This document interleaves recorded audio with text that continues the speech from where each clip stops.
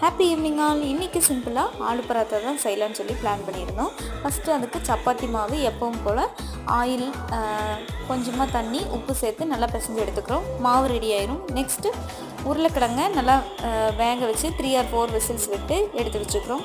அதுக்கப்புறமா தேவையான உருளைக்கிழங்கு எடுத்துகிட்டு பொடிப்பொடியாக கட் பண்ண வெங்காயம், பொடிப்பொடியாக கட் பண்ண கொத்தமல்லி, சீரகம், உப்பு, மிளகாய்த்தூள் எல்லாத்தையும் போட்டு தென் மேஷ் பண்ணி எடுத்துருக்கக்கூடிய மசாலாவை ஆல்ரெடி உருட்டி வச்சு சப்பாத்தியில் வச்சு மறுபடியும் உருட்டி எடுத்துக்கிறோம். இந்த மாதிரி நல்லா தடிமனாக உருட்டி எடுத்ததுக்கப்புறமா தோசை கலத்து லைட்டாக எண்ணெயோ அல்லது நெய்யோ விட்டு வேக வச்சு 2 சைடும் நல்லா வேக வச்சு எடுத்தோம்னா சுவையான ஆலு பரோட்டா ரெடி. நம்ம சின்ன வயசில் இருக்கும்போதெல்லாம் கார்ட்டூன்ஸ் தான் அதிகமாக விரும்பி பார்ப்போம்.